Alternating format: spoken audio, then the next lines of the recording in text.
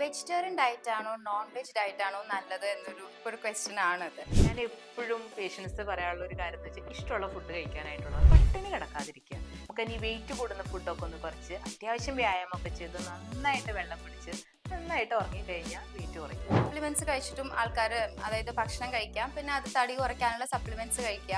അപ്പൊ അത് ചെയ്യുന്നത് ശരീരത്തിന് നല്ലതാണോ? ശരീരത്തിൽ വണ്ണം കുറയ്ക്കാൻ എന്തോരം മരുന്നുകളുണ്ട് അല്ലേ? മേധോഹരങ്ങളായിട്ടുള്ള ഇഷ്ടം പോലെ മെഡിസിൻസ് അല്ലേ ഫാറ്റ് ബേണിംഗ് നടക്കാനുള്ളത്. ചിലവർക്കൊരു വല്ലാത്തൊരു എനിക്ക് ഒരു മാസത്തിനുള്ളിൽ 15 കിലോ കുറയ്ക്കാൻ പറ്റും, 20 കിലോ കുറയ്ക്കാൻ പറ്റുമെന്ന്.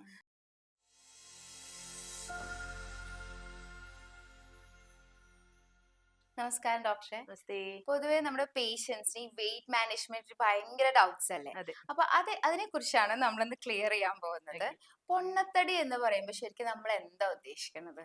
ചില ആളുകൾ ഭയങ്കര ടെൻഷനായിട്ട് വരും. കാര്യം ഒരു രീതി ഉണ്ടല്ലോ, ഒരു 160 സെന്റിമീറ്റർ ഹൈറ്റ് ഉള്ള ഒരാള് അത് 100 സെന്റിമീറ്റർ കുറച്ചിട്ട് 60 നോർമൽ ഐഡിയൽ വെയിറ്റ് എന്ന് പറയും. അപ്പൊ 61 ആയാൽ ടെൻഷനായി വരാറുണ്ട്. ഒന്നും ടെൻഷൻ അടിക്കേണ്ട ആവശ്യമില്ല ഞാൻ പറയാറുണ്ട്. ഒരു 5 കിലോ കൂടിയെന്ന് കരുതി ഒന്നും കുഴപ്പമില്ല, ഒന്ന് ഫിറ്റ് ആയിട്ട് ഇരുന്നാൽ മതി, ഒന്ന് വർക്കൗട്ട് ഒക്കെ ചെയ്ത് മെയിൻറ്റെയിൻ ചെയ്താൽ മതി. പക്ഷെ 160 സെന്റിമീറ്റർ ഹൈറ്റ് ഉള്ള ഒരാള് 60 കിലോ മുതൽ ഒരു 65 കിലോ വരെ വന്നാലും ഒന്നും പൊണ്ണത്തടിയല്ല, അതിൽ കൂടുതൽ വന്നാലാണ് ശ്രദ്ധിക്കേണ്ടത്. ഇപ്പോഴത്തെ ട്രെൻഡ് അനുസരിച്ച് ആൾക്കാർ വെയിറ്റ് കുറയ്ക്കാനാണ് ശ്രമിച്ചുകൊണ്ടിരിക്കുന്നത്. അപ്പൊ എന്താണ് ഒരു വെയിറ്റ് കുറയ്ക്കാൻ ഒരു ഐഡിയൽ മെത്തേഡ്? എക്സസൈസ് ആണോ നല്ലത്, അതോ ഡയറ്റിലൂടെ ഏതാണ് ബെസ്റ്റ് മെത്തേഡ് തോന്നുന്നത്? എപ്പോഴും ഞാൻ പറയാറുള്ള ഒരു കാര്യം, ഞാനും ചെയ്യാറുള്ള ഒരു കാര്യം കേട്ടോ, പട്ടിണി കിടക്കാതിരിക്കുക. ചിലപ്പോൾ നമ്മൾ പട്ടിണിയൊക്കെ കിടന്ന് നമ്മൾ വെയിറ്റ് കുറയ്ക്കുക, പിന്നെ കുറേ സൈഡ് എഫക്റ്റ് വരില്ലേ, നമുക്ക് മുടി കൊഴിച്ചിലുണ്ടാവും, ക്ഷീണം ഉണ്ടാവും, പിന്നെ ഇഷ്ടമുള്ള ഫുഡൊക്കെ നമ്മൾ ഭയങ്കരമായിട്ട് സ്കിപ്പ് ചെയ്താൽ വല്ലാത്തൊരു മാനസിക സമ്മർദ്ദം ഉണ്ടാവും. ഇതൊന്നും ഇല്ലാതെ നമ്മൾ ഇഷ്ടമുള്ള ഫുഡൊക്കെ കഴിച്ച് നമ്മുടെ ഒരു ഫുഡിന്റെ പാറ്റേൺ ഒന്ന് മാറ്റുക. ഫ്രൈഡ് ഐറ്റംസ് ഒക്കെ ഒന്ന് കുറച്ച്, നമുക്ക് ഇനി വെയിറ്റ് കൂടുന്ന ഫുഡൊക്കെ ഒന്ന് കുറച്ച് അത്യാവശ്യം വ്യായാമമൊക്കെ ചെയ്ത് നന്നായിട്ട് വെള്ളം കുടിച്ച് നന്നായിട്ട് ഉറങ്ങിക്കഴിഞ്ഞാൽ വെയിറ്റ് കുറയും. ഇപ്പൊ ഇങ്ങനെ കേൾക്കാം നമുക്ക് നല്ല ഇപ്പൊ വർക്ക്ഔട്ട് ചെയ്ത് ഇപ്പൊ ഇഷ്ടം പോലെ ഭക്ഷണം കഴിച്ച് വർക്ക്ഔട്ട് ചെയ്താൽ മതി എന്നിങ്ങനെ ഒരു അഭിപ്രായം പലരും പറയും. അതിനെ പറ്റി എന്താ ഡോക്ടർ അഭിപ്രായം? വർക്കൗട്ട് ചെയ്യാം, പക്ഷെ ഫുഡ് ഇഷ്ടമുള്ള എല്ലാ ഫുഡും നമുക്ക് കഴിക്കാനായിട്ട് പറ്റില്ല. നമ്മൾ നോക്കുക ആ കഴിക്കുന്ന ഡേറ്റിൽ വെയിറ്റ് കൂടുന്നത് ഉണ്ടോ എന്നുള്ളത്. അപ്പൊ ആ ഫുഡൊക്കെ ഒന്ന് കുറച്ചിട്ട് നമുക്ക് വണ്ണം കുറയ്ക്കാനായിട്ട് പറ്റും. പിന്നെ സപ്ലിമെന്റ്സ് കഴിച്ചിട്ടും ആൾക്കാർ അതായത് ഭക്ഷണം കഴിക്കാം, പിന്നെ അത് തടി കുറയ്ക്കാനുള്ള സപ്ലിമെന്റ്സ് കഴിക്കുക, അങ്ങനെയും ഒരു ആൾക്കാർ ചെയ്യുന്നുണ്ട്. അപ്പൊ അത് ചെയ്യുന്നത് ശരീരത്തിന് നല്ലതാണോ? പൊതുവെ നമ്മൾ ആയുർവേദ മരുന്നുകളല്ലേ നമ്മൾ സപ്പോർട്ട് ചെയ്യുള്ളൂ. നമ്മൾ സാധാരണ ആയുർവേദത്തിൽ വണ്ണം കുറയ്ക്കാനുള്ള എന്തോരം മരുന്നുകളുണ്ട് അല്ലെ? മേധോഹരങ്ങളായിട്ടുള്ള ഇഷ്ടം പോലെ മെഡിസിൻസ് അല്ലേ ഫാറ്റ് ബേണിംഗ് നടക്കാനുള്ളത്. അപ്പോൾ ഫാറ്റ് കുറഞ്ഞിട്ടുള്ള ഫുഡ് കഴിക്കുകയും അതിന്റെ ഒപ്പം തന്നെ ഫാറ്റ് ബേണിങ്ങിനുള്ള മറ്റ് നമ്മുടെ മരുന്നുകളൊക്കെ കഴിച്ചാൽ തന്നെ വെയിറ്റ് കുറയും അല്ലേ ഡോക്ടറെ? പിന്നെ ഇപ്പൊ ഒരാള് വെയിറ്റ് കുറയ്ക്കാൻ തീരുമാനിക്കുകയാണ്, എത്ര കാലം എടുക്കാം അയാൾക്ക് ആ വെയിറ്റ് ഒന്ന് കുറയ്ക്കാൻ? പെട്ടെന്ന് വെയിറ്റ് കുറയ്ക്കരുത്. ആണ് ചിലവർക്കൊരു വല്ലാത്തൊരു എനിക്ക് ഒരു മാസത്തിനുള്ളിൽ 15 കിലോ കുറയ്ക്കാൻ പറ്റും, 20 കിലോ കുറയ്ക്കാൻ പറ്റുമെന്ന്. അപ്പൊ ഞാൻ അവരോട് പറയുന്ന കാര്യം, വെയിറ്റ് അങ്ങനെ അധികം പെട്ടെന്നൊന്നും കുറയ്ക്കരുത്. 2 കിലോ മുതൽ 5 കിലോ വരെ ഒരു മാസം കുറയ്ക്കാം. അങ്ങനെ ഒരു 2 3 4 മാസം കൊണ്ട് അങ്ങനെ വെയിറ്റ് കുറച്ചാൽ നമുക്ക് വലിയ പ്രശ്നമൊന്നും ഇല്ലാണ്ട് മുന്നോട്ട് പോകാൻ പറ്റും.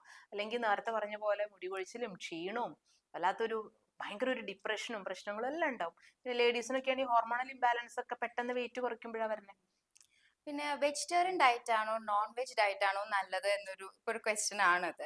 അപ്പൊ ഡോക്ടർ ഇപ്പൊ ഒരാളോട് തടി കുറയ്ക്കാൻ പറയുകയാണെങ്കിൽ ഏത് ഡയറ്റ് ആയിരിക്കും ഓപ്റ്റ് ചെയ്യണത്? ഞാൻ എപ്പോഴും പേഷ്യൻസ് പറയാനുള്ള ഒരു കാര്യം എന്ന് വെച്ചാൽ ഇഷ്ടമുള്ള ഫുഡ് കഴിക്കാനായിട്ടുള്ളത്. കാരണം ഞാൻ നോൺ വെജിറ്റേറിയൻ ആണ്. അപ്പോൾ ചില ആളുകളുണ്ട് ഈ വെജ് ഫുഡ് മാത്രം കഴിച്ചിട്ട് വെയിറ്റ് കുറയ്ക്കാം എന്നുള്ളത്.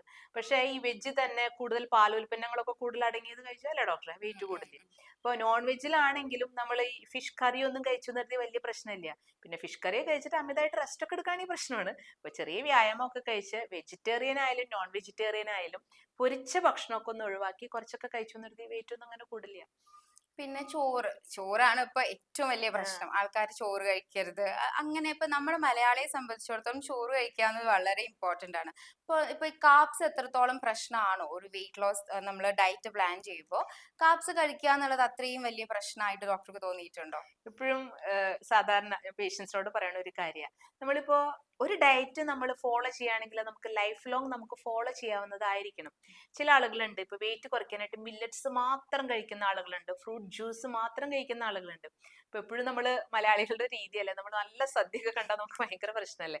അപ്പൊ നമ്മൾ നേരെ ചോറ് നമ്മൾ ഭയങ്കരമായിട്ട് നമ്മൾ സ്കിപ്പ് ചെയ്യാന്ന് കരുതിക്കോ, 2 3 ചിലപ്പോൾ 6 മാസമൊക്കെ നമ്മൾ ഭയങ്കരമായിട്ട് ശരിക്കും കാർബോഹൈഡ്രേറ്റ് നമുക്ക് വെയിറ്റ് കൂട്ടും. പക്ഷെ നമ്മളിപ്പോ ചിലപ്പോൾ 20 30 കിലോ ഒക്കെ കുറച്ചിട്ടുള്ള ആളുകളുണ്ട്. ഇതിന് ശേഷം എന്തെങ്കിലും ഒരു ഫംഗ്ഷൻ നമ്മൾ പോവാണ്, നല്ല സദ്യ കാണാണ്, അല്ലെങ്കിൽ നമ്മൾ എന്തെങ്കിലും ബിരിയാണി കാണാണ്, പിന്നെ നമ്മൾ കഴിച്ചു തുടങ്ങിയാൽ ചില ആൾക്ക് കൺട്രോൾ കിട്ടേയില്ല. ഇപ്പൊ കഴിഞ്ഞ മാസം തന്നെ ഒരു പേഷ്യന്റ് വന്നിരുന്നു, 6 മാസം കൊണ്ട് വെയിറ്റ് കുറച്ചു, പിന്നെ ഒരു ചോറ് തിളയ്ക്കുന്ന ഒരു സ്മെല്ല് വന്നപ്പോൾ തന്നെ ആളുടെ കൺട്രോൾ പോയി, പിന്നെ വെയിറ്റ് ഒക്കെ കൂടി എന്നുള്ളത്. അപ്പോൾ ഒരു നേരം അരി കഴിച്ചു എന്ന് കരുതി ഒരു കുഴപ്പമില്ല കേട്ടോ, ഉച്ചയ്ക്ക് കഴിക്കുന്നതാണ് ഏറ്റവും നല്ലത്. കാര്യം നമ്മുടെ ശീലം അതാണല്ലോ. ബാക്കി രാവിലെയും വൈകിട്ടും ഒക്കെ നമുക്ക് ഓട്സോ മില്ലറ്റ്സോ, പിന്നെ ഡയബറ്റീസ് ഇല്ലാത്ത ആളുകളൊക്കെ ആണെങ്കിൽ രാത്രി ഫ്രൂട്ട്സ് ഒക്കെ കഴിച്ചു കഴിഞ്ഞാൽ ബോഡി മെയിൻറ്റെയിൻ ചെയ്യാനായിട്ട് പറ്റും, ഇഷ്ടമുള്ള ഫുഡും കഴിക്കാൻ പറ്റും. ഇപ്പൊ വെയിറ്റ് ലോസ് പോലെ വെയിറ്റ് ഗെയിൻ ചെയ്യാൻ ആഗ്രഹിക്കുന്ന ആൾക്കാരും ഉണ്ടാവും. ഉം. അതായത് ഭയങ്കര തടി കുറഞ്ഞു, ഒരു ലുക്ക് ശരിയല്ല, അങ്ങനെയൊക്കെ വിചാരിക്കണം. അപ്പൊ വെയിറ്റ് ഗെയിൻ ചെയ്യാന്ന് പറയുമ്പോൾ എന്താണ് അതായത് എത്ര കാലം കൊണ്ട് ഇതേപോലെ നമുക്ക് വെയിറ്റ് ഗെയിൻ ചെയ്യണതും ഐഡിയൽ ആയിട്ട് ഒരു ഉം. പ്രോസസ് ആയിട്ട് എങ്ങനെയാണ് നമുക്ക് പയ്യെ കണക്കാക്കാം? വെയിറ്റ് കൂട്ടിയാൽ മതി. ഇപ്പൊ വെയിറ്റ് കൂട്ടാനുള്ള ആളുകളാണെങ്കിലും ചില ആളുകൾ അനങ്ങാതെ വെയിറ്റ് കൂട്ടാന്ന് പറയും, അതും ഞാൻ പറയാറില്ല. അത്യാവശ്യം ചെറിയ വ്യായാമമൊക്കെ ചെയ്ത് നല്ല ഫുഡൊക്കെ കഴിച്ചിട്ട്, പിന്നെ നമ്മുടെ എന്തോരം മരുന്നുകളാണ് നമ്മുടെ ആയുർവേദ ശാസ്ത്രത്തിലുള്ള, നമ്മുടെ അഷ്ടചൂർണ്ണമുണ്ട്, പിന്നെ ക്ലാസിക്കൽ മെഡിസിൻസ് ഹിംഗോജാതി, അഗ്നിതുണ്ടി മുതലായ മെഡിസിൻസ് ഒക്കെ ഉണ്ടല്ലോ. ഇതൊക്കെ കഴിക്കുമ്പോൾ, നമ്മൾ ഫുഡ് കഴിക്കുമ്പോൾ പയ്യെ നമുക്ക് വെയിറ്റ് കൂടി വന്നോളും. ഇതും അതുപോലെ തന്നെ ഒരു മാസം ഒരു 2 to 4 kg അല്ലെങ്കിൽ 5 kg എന്നുള്ള രീതിക്കൊക്കെ നമുക്ക് കൂട്ടിയാൽ മതി, ചെറിയ വ്യായാമം ചെയ്ത് നല്ല ഫുഡും കഴിച്ചപ്പോൾ. വെജിറ്റേറിയൻ ഫുഡ് കഴിക്കുന്ന ആളാണെങ്കിൽ പാല്, തൈര് മുതലായ ഫുഡൊക്കെ കഴിച്ചാൽ നല്ലതാണ്. പിന്നെ നോൺ വെജ് ഫുഡും ആവശ്യത്തിന് കഴിച്ചിട്ട് ഹൈ കൊളസ്ട്രോൾ ആവാതെ, ഇപ്പോൾ വെയിറ്റ് കൂട്ടാനുള്ള ആളുകൾക്ക് സാധാരണ വരുന്ന ഒരു പ്രശ്നമാണ് പെട്ടെന്ന് വെയിറ്റ് കൂടുകയും നടക്കുമ്പോൾ ഒരു കിതപ്പ് വരികയും, പിന്നെ എപ്പോഴും നമുക്ക് വല്ലാത്തൊരു നോർമൽ ഒരു ആക്ടിവിറ്റി ഒക്കെ ചെയ്യാനുള്ള ഒരു ബുദ്ധിമുട്ടൊക്കെ. അപ്പൊ പയ്യെ വെയിറ്റ് കൂട്ടിയാൽ മതി. അപ്പോൾ അൺഹെൽത്തി, അതായത് ഇപ്പൊ ഹെൽത്തി രീതിയിൽ തന്നെ വെയിറ്റ് കൂട്ടണം എന്നുണ്ടെങ്കിൽ ഉം. നമുക്ക് എന്തൊക്കെയാണ് കഴിക്കണതായിരിക്കും നല്ലത്? അതായത് നമുക്ക് ഹാർംഫുൾ അല്ലാതെ എന്നാൽ വെയിറ്റും അത്യാവശ്യം കൂട്ടാമെന്ന രീതിയിൽ. നമുക്ക് വീട്ടിലുണ്ടാക്കുന്ന എല്ലാ ഫുഡും കഴിക്കാം ഡോക്ടറെ. നമുക്ക് എപ്പോഴും പുറമേന്ന് കുറെ പാക്കറ്റ് ഫുഡൊക്കെ കഴിച്ച് വെയിറ്റ് കൂട്ടുന്നതിനേക്കാൾ ഏറ്റവും നല്ലത് നേരത്തെ ഞാൻ പറഞ്ഞ പോലെ പാല് ഉൽപ്പന്നങ്ങളൊക്കെ വെച്ചിട്ടുള്ള ഫുഡ് എല്ലാം നമുക്ക് ഉണ്ടാക്കി, പനീർ തന്നെ നല്ലതാ, വീട്ടിൽ തന്നെ ഉണ്ടാക്കുക. ഇതൊക്കെയാണെങ്കിൽ നമുക്ക് ബോഡിക്ക് നല്ലതാ, പയ്യെ വെയിറ്റ് കൂട്ടുകയും ചെയ്യും. പിന്നെ നോൺ വെജ് ഫുഡ്, ഏത് ഫുഡും നോൺ വെജ് കഴിച്ചു കഴിഞ്ഞാൽ കുറച്ച് നല്ല എണ്ണയിലൊക്കെ ഉള്ള ഫ്രൈഡ് ഐറ്റംസ് ഒക്കെ കഴിച്ചാൽ കുഴപ്പമില്ല. പക്ഷെ എപ്പോഴും നമ്മൾ നോക്കണം നമുക്ക് കൊളസ്ട്രോൾ കൂടുന്നുണ്ടോ എന്നുള്ളത്. അതിനാണ് ചെറിയ വ്യായാമം ഒക്കെ ചെയ്ത് ചെറുതായിട്ടൊന്ന് സെറ്റ് ഒക്കെ ചെയ്തിട്ട് നമ്മൾ ഈ ഫുഡൊക്കെ കഴിച്ച് കഴിഞ്ഞാൽ വെയിറ്റ് കൂടിക്കോളും. പിന്നെ നമ്മുടെ മരുന്നുകളുണ്ടല്ലോ അല്ലെ, വിതാര്യാദി കഷായം, വിതാര്യാദി ഘൃതം, പിന്നെ ആട്ടുംപ്രാത്ത് മുതലായ മരുന്നുകള്, ഇതൊക്കെ ചെയ്യുമ്പോൾ എല്ലാം പതിയെ വെയിറ്റും കൂടിക്കോളും. പിന്നെ സ്ത്രീകൾക്കും പുരുഷന്മാർക്കും ഡിഫറെന്റ് ആയിരിക്കും. നമ്മളിപ്പോ ഒരു ഡയറ്റ് പ്ലാൻ ചെയ്യുമ്പോൾ സ്ത്രീകൾക്ക് ഇന്ന തരത്തിൽ ഭക്ഷണം കഴിക്കണം, പുരുഷന്മാർക്ക് ഇങ്ങനെ ഭക്ഷണം കഴിക്കണം, അങ്ങനെ ഒരു ഡിഫറൻസിയേഷൻ ഉണ്ടോ നമ്മുടെ ഡയറ്റ് പൊതുവെ പ്ലാൻ? ഞാൻ അങ്ങനെ പറയാറില്ല കേട്ടോ ഡോക്ടറെ. പിന്നെ ലേഡീസിനാകുമ്പോൾ പൊതുവെ ഒരു പീരീഡ്സ് ടൈമിലൊക്കെ ഒന്ന് ശ്രദ്ധിക്കാനായിട്ട് പറയും. ഓവറായിട്ട് ഡയറ്റിംഗ് ഒന്നും ചെയ്യണ്ട, പിന്നെ ചില മരുന്നുകള് ഫുഡുകളൊക്കെ ഓവർ റെസ്ട്രിക്ഷൻ ഒന്നും ആ ഒരു പീരീഡ് ടൈമിൽ ചെയ്യേണ്ട എന്ന് പറയും. അത് പൊതുവെ ഞാൻ അങ്ങനെ പേഷ്യൻസിന്റെ അടുത്ത് വല്ലാതെ ഒരു സ്ത്രീകൾക്ക് വേറെ പുരുഷന്മാർക്ക് വേറെ എന്നൊന്നും അങ്ങനെ പറയാറില്ല. ഇപ്പൊ അങ്ങനെ വലിയൊരു ജെൻഡർ ഡിഫറൻസ് ഒന്നും ഇല്ലല്ലോ. പിന്നെ നമ്മുടെ ആയുർവേദ മരുന്നുകൾ ഇപ്പൊ പലതരത്തിലുള്ള വെയിറ്റ് ലോസിനാലും ഗെയിൻ ചെയ്യാനും ഇപ്പൊ പല മരുന്നുകളും മാർക്കറ്റിൽ അവൈലബിൾ ആണ്. ഡോക്ടർ അഭിപ്രായം എന്താണ് ആയുർവേദ മരുന്നുകളുടെ സ്പെഷ്യാലിറ്റി? അതായത് അവരെങ്ങനെയാണ് ഡിഫറെന്റ് ആയിട്ട് ഈ വെയിറ്റ് ഗെയിൻ പ്രോസസ് ആണെങ്കിലും വെയിറ്റ് ലൂസ് പ്രോസസ് ആണെങ്കിലും എങ്ങനെയാണ് അവർ ഡിഫറെന്റ് ആയിട്ട് നിൽക്കുന്നത്? ഇപ്പം ഡോക്ടർ, നമ്മൾ പണ്ട് മുതല് നമ്മളിപ്പോ ഫുഡ് കഴിക്കുമ്പോൾ അല്ലെ, നമ്മളിപ്പോ ബീഫ് തന്നെ നമ്മൾ കറി വെക്കുക, അതിൽ ഏറ്റവും കൂടുതൽ അമ്മമാർ എന്താ ചെയ്യണേ, വെളുത്തുള്ളി ഇടുക, ഇഞ്ചി ഇടുക അല്ലെ, പിന്നെ അതന്നെയല്ലേ മീൻ കറി വെക്കുക, അതായാലും വെളുത്തുള്ളി, അതൊക്കെ നമ്മുടെ അടുക്കളയിൽ അമ്മമാര് ചെയ്യുന്ന ഒരു കാര്യം. ഇത് തന്നെയാണ് ആയുർവേദം. കാര്യം ഇപ്പൊ എപ്പോഴും ചോദിക്കാറുണ്ട് ആയുർവേദ മെഡിസിൻസ് കഴിച്ചാൽ ഹാർംഫുൾ ആയിട്ട് എന്തെങ്കിലും പ്രശ്നം ഉണ്ടാവുന്നു? ഒന്നും ഉണ്ടാവില്ല എന്ന് ഞാൻ പറയും. അപ്പൊ ഞാൻ പറയാറുള്ള ഒരു കാര്യം, നിങ്ങൾ ഇഞ്ചിയും വെളുത്തുള്ളിയും ഒക്കെ കഴിക്കണ പോലെ തന്നെയാണ് ആയുർവേദ മരുന്നുകളും. ഇപ്പൊ നമ്മുടെ തന്നെ പല മരുന്നുകളും ഉണ്ട്, നമ്മുടെ കൊളസ്ട്രിൻ ഉണ്ട്, ഒബാക് ഉണ്ട്, പിന്നെ ക്ലാസിക്കലി പറയുന്ന മേദോഹര ടാബ് ഉണ്ട്.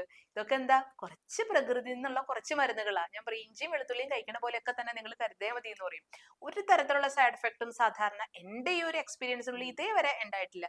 ഞാൻ എപ്പോഴും പേഷ്യൻസിനോട് പറയാറുണ്ട്. ഇപ്പോ ഇന്നലെ തന്നെ കുറെ പേഷ്യൻസ് വന്നിട്ട് വെച്ചു, ഡോക്ടർ ഇത് ബുദ്ധിമുട്ടുണ്ടാക്കുമോ വെയിറ്റ് കുറച്ചാന്ന്? ഞാൻ പറയും ഇത്ര നാൾക്കുള്ളിൽ ആരും ഒരു ബുദ്ധിമുട്ട് ഉണ്ടായിട്ടില്ല, ഇനി ഉണ്ടായിട്ടുള്ള ആരെങ്കിലും ഉണ്ടെങ്കിൽ ഒന്ന് മുന്നിലേക്ക് കൊണ്ടുവരാനായിട്ട് പറയും. കാര്യം എപ്പോഴും തെറ്റായിട്ടൊരു ധാരണ, ഈ ആയുർവേദ മരുന്ന് കഴിച്ചാൽ എപ്പോഴും വെയിറ്റ് കുറച്ചാൽ ബുദ്ധിമുട്ട് ഉണ്ടാവും എന്നുള്ളത്. അപ്പൊ നിങ്ങൾ വീട്ടില് അമ്മമാരുണ്ടാക്കുന്ന ഒരു ഭക്ഷണം കഴിക്കുന്ന ഒരു രീതി പോലെ തന്നെ നമുക്ക് ഈ ഒരു നമ്മുടെ കഷായങ്ങളും മരുന്നുകളും എല്ലാം തന്നെ കഴിക്കാം. കാര്യം ആയുർവേദത്തിൽ അങ്ങനെയാണല്ലോ, മേധോഹരങ്ങളായിട്ടുള്ള എന്തോരം മെഡിസിൻസാ പറഞ്ഞിരിക്കുന്നത്. ഇതൊക്കെ വെച്ചിട്ടാണ് നമ്മുടെ പൂർവികര്, നമ്മുടെ മുതിർന്ന തലമുറയിലുള്ള ആളുകള് വെയിറ്റ് കുറച്ചതും കൊളസ്ട്രോൾ കുറയ്ക്കുന്നതും ഒക്കെ ഈ മരുന്നുകൾ ഉപയോഗിച്ചിട്ട് തന്നെയാണ്. അവർക്കൊന്നും ഒരു പ്രശ്നമില്ലല്ലോ, പിന്നെ നമുക്കുണ്ടാവില്ല. അപ്പൊ ഒരാള് വെയിറ്റ് ലോസ് ചെയ്യാൻ തീരുമാനിച്ച ആള് ഡോക്ടറുടെ ഉപദേശം ഉണ്ട് എന്തൊക്കെ ചെയ്യണമെന്ന് ലാസ്റ്റ് സമ്മറൈസ് ചെയ്യാൻ വേണ്ടിയിട്ട് ഒക്കെ കൂടി ഒന്ന് പറഞ്ഞു കൊടുക്കും. എപ്പോഴും മടിയില്ലാതിരിക്കുക. എപ്പോഴും ഒരു ആയുർവേദത്തിൽ പറയുന്ന ഒരു ചിട്ടയായിട്ടുള്ള ഒരു ജീവിത രീതി ഒന്ന് ഫോളോ ചെയ്യുക. നന്നായിട്ട് ഉറങ്ങുക എന്നുള്ളതും കൂടി പറയാറുണ്ട്. ഇപ്പൊ എപ്പോഴും നമുക്ക് രാത്രിയിൽ നിന്ന് തന്നെ തുടങ്ങാം. ഇപ്പൊ എപ്പോഴും ഞാൻ പറയാറുണ്ട് മിനിമം ഒരു 9:30 അല്ലെങ്കിൽ 10 മണിക്ക് ഉറങ്ങാനായിട്ട് നോക്കുക.